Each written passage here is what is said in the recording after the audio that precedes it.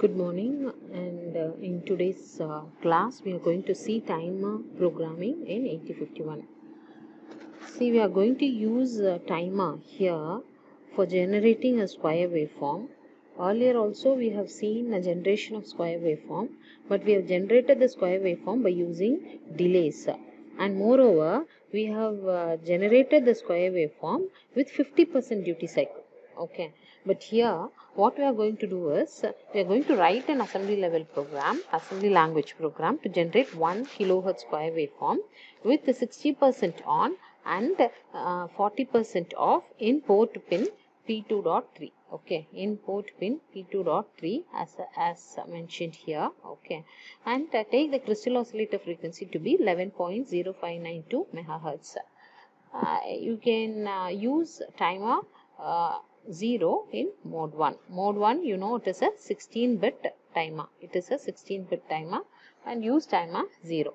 So coming to the manual calculation, we know that if for a crystal oscillator frequency of 11.0592 megahertz, we have one machine cycle to be 12 oscillator clock periods or clock cycles, oscillator periods, and the time for one machine cycle is around 1.085 microseconds. And since it is 1 kilohertz, if regarding your time, it is time, this is frequency, so 1 divided by 1000, which is equal to 10 power minus 3, otherwise 1 millisecond. So in 1 millisecond, 60% is your on time, so 0.6 millisecond is your on time, and 0.4 milliseconds will be your off time. Okay, so for 0.6 milliseconds and 0.54 milliseconds, find out what should be the count value that should be loaded in the T0 register, timer T0 register. So now T on is equal to 0.6, T off is equal to 0.4 milliseconds. Okay, 0.4 milliseconds. And so to get 0.6 milliseconds, divide your 0.6 milliseconds divided by how many clock period we need. That is what we need to find. The number of clocks required for producing this 0.6 milliseconds divided by 0.6 divided by 1.085. Numerator is in milli and the denominator is in microseconds. So we need 553 clocks, that is in decimal.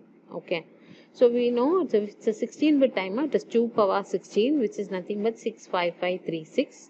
Okay, we need to load a 16-bit count value, and moreover for each clock cycle it will be decremented by 1. It will act as a down counter or a down timer. So we need to give the value as 65536 minus 553. Okay, 553. Okay, so that is nothing but 64983 decimal. Okay, in decimal, convert the count into FDD7 into hexadecimal, decimal to hexadecimal. This will be loaded in the T0 register. This value will be loaded in the T0 register for producing 0.6 millisecond delay. Okay, and for each clock cycle, keep in mind, for each clock cycle you will be having, or each clock cycle, your FDD7 is the initial count value that is being loaded, and for each clock cycle this will be decremented by 1, and when the count value rolls down from 0 to FFFH, automatically your timer overflow flag will be raised to 1, indicating the microcontroller that it has completed this 0.6 millisecond delay. Okay, so after that, after completing this 0.56 milliseconds delay, what you have to do, you need to load the count value for the next 0.4 millisecond delay. Earlier we had 50% duty cycle, so the delay value or the count value for both the on time and the off time will be same. So we will be using the same delay calculation, and we will be complementing the bit. But here for 0.6 you need to load the count value in T0 register. After completing the 0.6 millisecond delay, you need to load the corresponding count value that is required for 0.4 millisecond delay, and again you need to start the timer 0, and your timer 0 again it will start to run by enabling your timer run flag. Okay, that will be the program. So the next count value for 0.4 milliseconds you just calculated. So for 0.4 milliseconds divided by 1.085 microseconds, this is 367 clocks. So subtract this 65536. As I said, you are going to program this timer in mode 1. So it's a 16-bit timer. So 65536 minus 367 will give you 65139 in decimal, and the equivalent hexadecimal value is FE91H. Okay, FE91H. Okay. So before writing the program, we need to tell the microcontroller or instruct the microcontroller that we are going to use timer 0 in mode 1. For that, we need to know what is the value, what should be the value that should be loaded in the TMOD register. So we know this TMOD register we will be having gate C bar T bar M1 M2. This is for timer 1 and this is for timer 0. This is for timer 1 and this is for timer 0, and we are going to use timer 0 in mode 1, that is 16-bit timer, and automatically this is gate will be 0 for software related timer. Okay, and C bar T bar we are going to use timer, so 0, so M1 M0 will be 0 1, so this is equivalent to 0 1 H. So TMOD should be loaded with 0 1 H. Okay, so we will go ahead with the program now. Sorry, the program here is first you are going to start the program from 0000H, load the TMOD value with 01H. Okay, first this value is nothing but 0.6 milliseconds. For 0.6 milliseconds you are going to use the timer TL0, because we know that what is that, this is your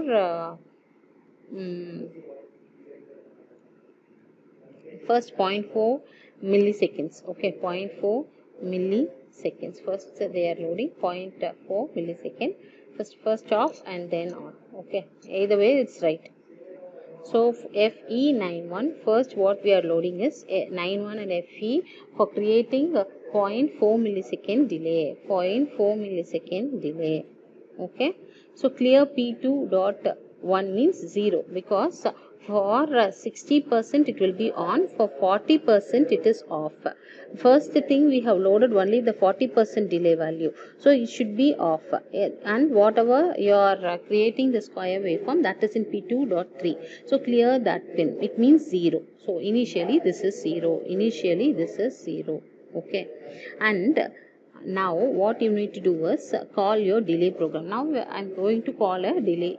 So this is a delay subroutine. This is a delay subroutine. In that I have loaded the count value. Now I need to set the timer run flag or enable the timer run flag. Set B TR0 and monitor your overflow flag, that is available in your TCON register. That is available in your TCON register continuously. When this is 1, it means that the count value is it rolls down from from 00 to FFH, that 0.4 millisecond delay is over, and then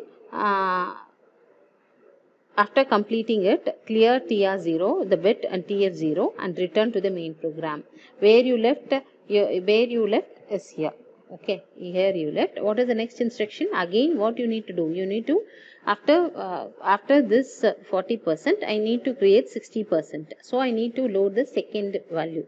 The count value 60% value is nothing but FDD7. FDD7. So that is what it is loaded, FDD7 in H0 and L0. Again, what you need to do now, already you have cleared this P2.3. Now you need to set this P2.3, meaning you make it high. Okay, make it high. Call your delay again. Call your delay again. Again, set your T0 0. Delay is here. Set your T0 and JNB. Monitor your TF 0 again and again till it is raised to 1. And if it raised to 1, clear your TR0, TF0 and return to the main program. So return to the main program. Here you need to return. Okay, here you need to return. What is the next instruction? Again, where you left is in your delay. I'm sorry, where you left is in your delay. So here after this delay you need to return here. So S jump back. Where is your back? Here it is your back. Okay, so back, Again you need to do this operation again and again. First load the 40% delay, and then do the timing related operation. Again do the 60%, load the count value for 60% delay, do the operation timing related operation, do the operation again and again repetitively. This is what you are going to do in today's class. Okay, already I have written the same program in the Keil code, in the using the Keil. So let me add this file.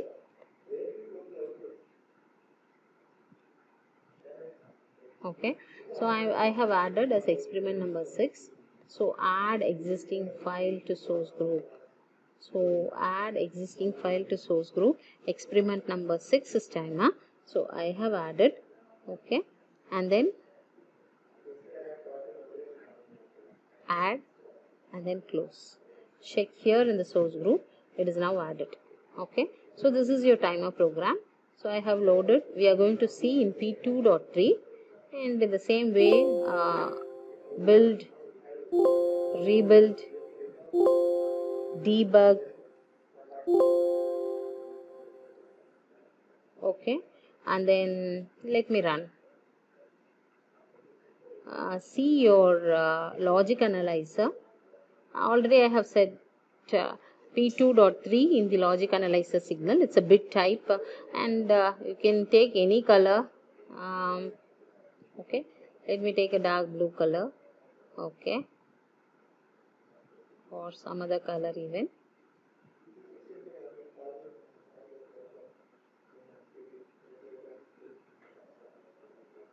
Okay, close. And then now let me stop here, and before that okay, I'll tell you later. So this is nothing but the starting point, and this is nothing but your one cycle. It is around 970 hertz we are getting. We won't exactly get this 1 kilohertz. So come here, on time, it should be around 0.6, delta is 0.6 milliseconds if you could see. And again click here and check your off time. It is 0.4 milliseconds. So 60 and 40% it is retained. On time is 60% and off time is 50% is retained. Okay, so now one thing what I should say to you is, verify that your crystal oscillator frequency is 11.0592. That can be done by going to the menu, project, options for target, and here XTAL should be 11.0592. Okay, click OK and then debug and then run your program. Is it clear? Okay. Okay, with this I'll stop for today's class. You may even do programs for generating the square waveform with the 40 and 60% as such, by taking a different switching frequency. With this I'll stop today. Kindly execute the program and show me the result. Thank you.